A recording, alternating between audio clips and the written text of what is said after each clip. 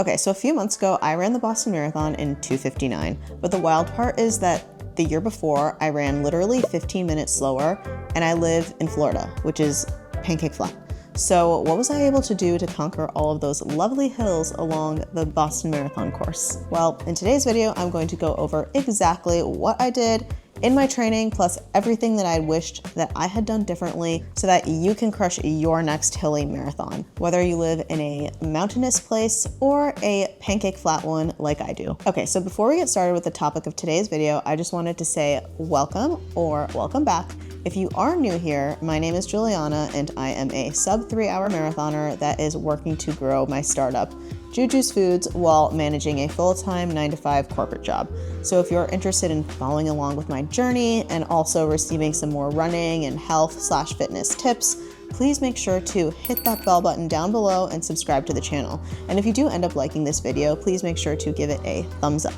So without further ado, let's hop right in. So if you live somewhere extremely flat, my first tip in the first section of this video is going to cover how you can optimize your long runs to better prepare yourself for hills in your marathon. So my first tip is that you're gonna have to get extremely creative with your long runs. Okay, so literally one of the best tools out there is the Strava Route Builder. And so what you can do is you can open up the Strava app and you can ask the app to basically create a route for you from wherever you want to start. And then you can select the miles that you'd like of your run and then select the option for hilly. And if you're in an area where you don't really know the place super well, this can be helpful because it can kind of hunt down some hills, or if you live somewhere flat, it can hunt down any sort of elevation gain that you might be able to encounter. So a tip for this is to actually use whatever elevation it finds in that distance, and then you can just run that route multiple times as part of your creative long run routine. It is boring, yes. If you're running the same bridge up and down 16 times, that is not fun. But the good news is that it builds not only physical strength in your legs and in your heart and in your mitochondria, but also your soul and your mind. You will become a mentally resilient machine.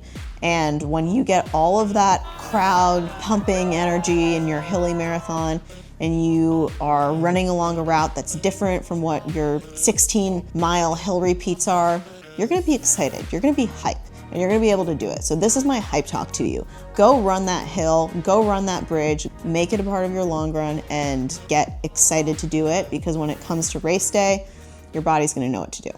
Okay, but to be totally honest, I am not the biggest fan of hill running in Florida at all, because it is already so hot here that I just want to get away from the sun as much as I can, and I don't want to add any more type of stress than I need to. So for this training cycle where I ran my 2:59, I think I did hill repeats maybe once, and I was like, that's enough for me. But what I did do is that I actually did plan out my long runs on this hilly route. That for a 20-mile long run, I think it was maybe 400 or 500 feet of elevation gain. So it's not nothing, but it's certainly not something like the Boston Marathon or the New York City Marathon or any other hilly marathon that you guys might be running. It's not quite like that, but it was still something. That being said, having those hills and that route is useful so you can practice running on that hillier route at marathon pace. So your body has a little bit of familiarity with the inclines and decline. That is another part of the video we will cover later on. Okay, so my next tip for long runs in particular is to practice your long runs on tired legs, because when you're running a hilly marathon, you are definitely going to have extremely tired legs towards the end of the race. But specifically when you are running hills, it's hard to simulate that same kind of pain that you will experience in your race when you don't have access to training on tons of hills. So what this would look like for me, and in my past Boston Marathon training cycle, what I did is I would do a speed workout on a Thursday, let's say. I would do a medium long run on a Friday and a lift. I would take it easy on Saturday, but Sunday I still kind of wouldn't be fully recovered, and then I would go into some sort of marathon pace long run, or maybe a long run that features a little bit more of those hills that I talked about earlier. So I would do that. But again, take this with a grain of salt because I have been running for a long time, and that was my 10th marathon, the Boston Marathon, where I ran 2:59. So I've had a lot of practice running on tired legs. So maybe this might be something like, you know, you try running back to back certain days, like a speed day and then a medium long run or a longer day, just to kind of get your legs used to it. But that's something that I found really helpful for me to keep my legs strong and prepare me for my race to simulate that feeling. Okay, so one more thing that I did in terms of long runs in particular is that I would speed up my marathon pace long runs just a little bit, because when you're running on flat surfaces, it can be a lot easier to do that at a certain pace than it would be if you are going on hills, even if you do account for the downhills. So in general, in training, I practice a lot of my long runs with some speed work thrown in. For example, let's say my workout called for 12 miles at marathon pace. Because I live in Florida and it's actually hot a lot of the time, I would have to break up this segment. I would rarely ever do anything that was continuous marathon pace because it's just too difficult in the heat, even in the winter. So what I would do is I would do, let's say, 4 miles at marathon pace and then 1 mile that is very much faster than marathon pace. So we're looking at around maybe half marathon to 10K pace, somewhere in there. So I would do something like that, and I would do that twice. And then at the end of, once I did those 2 5-mile segments, I would do 2 miles as fast as I could manage.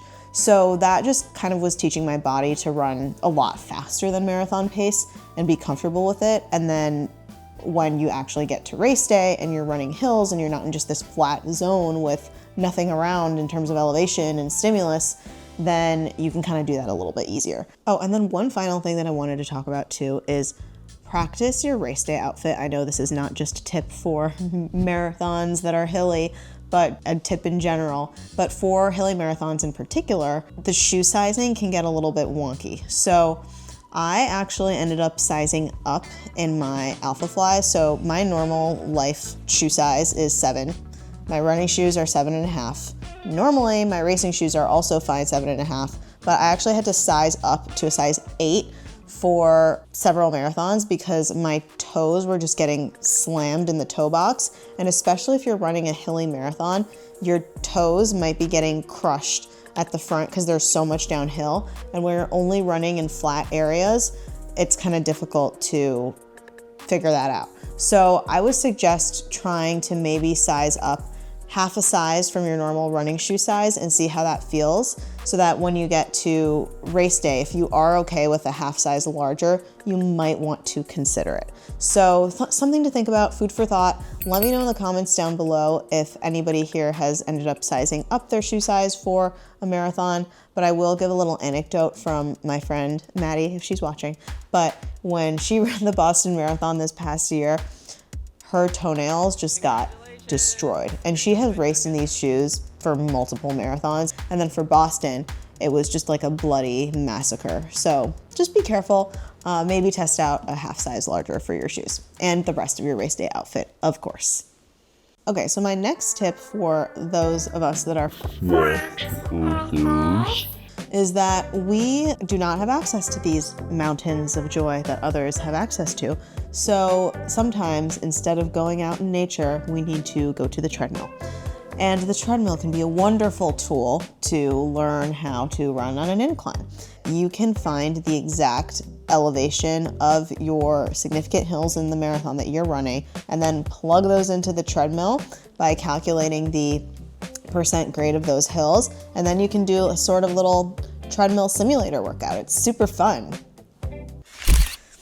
Yeah, I have died every single time that I've done those. If you're doing a popular marathon though, you can typically just Google Boston Marathon percent grade of hills or something, and you should be able to get a list of the different hill inclines. If you aren't able to find online anywhere where you could possibly get all the different hills, this is your next best bet. So you're gonna want to go to findmymarathon.com or go to your race website to get some sort of elevation chart that mildly resembles this. So I printed this out on a piece of paper to walk you guys through the most chaotic middle school level math class of all time, so you can figure out a rough estimation of the major hills of your marathon and what the percentage grades are on those hills so you can practice them on a treadmill. So what you're gonna wanna do is visually identify what the biggest hills are in your race. So I've circled them all here for the New York City Marathon, and I'm gonna be walking you guys through an example of how to calculate the hill grade percentage using the largest hill of the New York City Marathon, which is thankfully at literally mile 0. So every single time I've ever run the New York City Marathon, I have literally never felt this hill because it's right at the beginning of the race and you're just so full of carbs, so full of energy, so full of vibes that you don't even feel it. So if you're running the New York City Marathon, don't even worry about this hill, but it is the biggest one. There are other hills later on. So to calculate the percent grade of the hill, we're going to have to guesstimate the points because these graphs usually do not have clickable points on them, which is kind of annoying. So they're typically static, which is why I printed it out here. So you're going to want to take the distance between the starting point of the hill and the ending point of the hill. So in this example, using the Verrazano Narrows Bridge, the hill starts at about 100 feet and it goes all the way to 250 feet. So there's a net elevation gain of about 150 feet if you take the difference of those two numbers.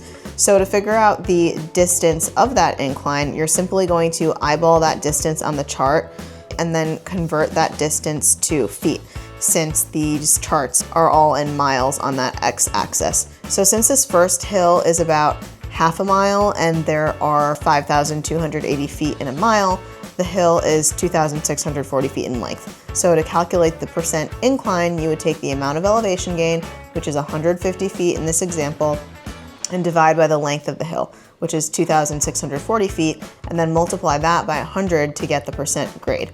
So I went ahead and I calculated this for the rest of the significant hills in the New York City Marathon, but the idea is that you could do a treadmill hill simulation workout using the percent incline of these hills and the distance of the hills. So if you're just getting into this, you can totally keep things very simple, and I don't even think I did anything much more strenuous than this, but I basically would just do these hill repeats using that percent grade and then the length of the hill. And I would just do those at lactate threshold pace. So I would do maybe the Newton hills, for example, when I trained for the Boston Marathon, I would do those hills at lactate threshold pace, and then I would cut the decline because these hills tend to have a lot of recovery after them, and you don't want to keep that much recovery when you're doing this in practice because you're trying to train to get yourself ready for these hills. That recovery portion, keep it to maybe 50% of the time that it took you to run up those hills. But this is just a good tool in practice to start getting used to how you would plug in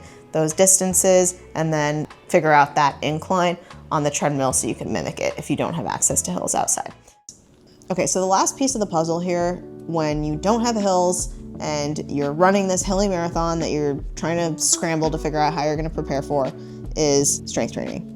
Strength training is essential not only for training for any marathon or training for any hill race, but just for running in general. Everybody should be doing some form of strength training, and I am so passionate about this, and I think it is probably the #1 thing that has kept me injury-free for running almost every single day for 15 years straight. But for strength training specifically, I will have a video that I'm gonna be posting about all of the different exercises that I do normally. One thing that I worked with my physical therapist to develop were exercises that were specific for strengthening quads and strengthening hamstrings when you need those muscles to be as powerful as they can be to propel you up those hills. So we basically settled on a routine that focuses on heavy compound lifts, so like back squats, hex squats, deadlifts, that kind of stuff. But another thing that we focused on was a lot of accessory work as well. So a lot of band walks, a lot of hamstring curls and leg extensions to strengthen those quads. So I was doing a pretty heavy lift like that twice a week, and I did that pretty consistently.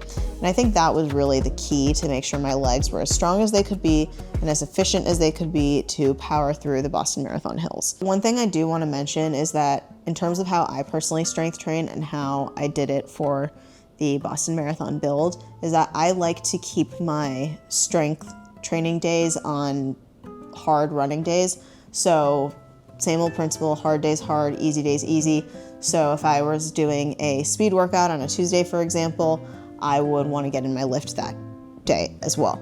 Sometimes, depending on your schedule or whatever, like if you have to do your lift the next day, that's fine.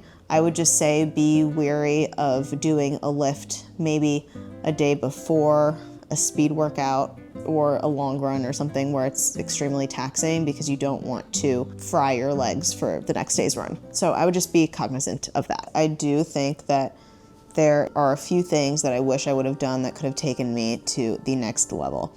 And for me, that would be somehow practicing more downhill running, because I found that the uphills were not as difficult for me this year in Boston as the downhills. So maybe downhill surges on bridges that are significant near me, or if your treadmill has a downhill feature, maybe doing downhill surges on that. That could be a good idea as well. I think another thing too is just practicing nutrition with running uphill. So whether that means for you, you're running this same route that you've picked out multiple times that has a tiny bit of incline, or you're just going on the treadmill and you're running on incline and you're running downhill, but kind of seeing how food settles in your stomach with the up and down motion is something you might want to try out. Let me know in the comments down below if you guys have any other suggestions of how to prepare for a hilly marathon when you live somewhere flat.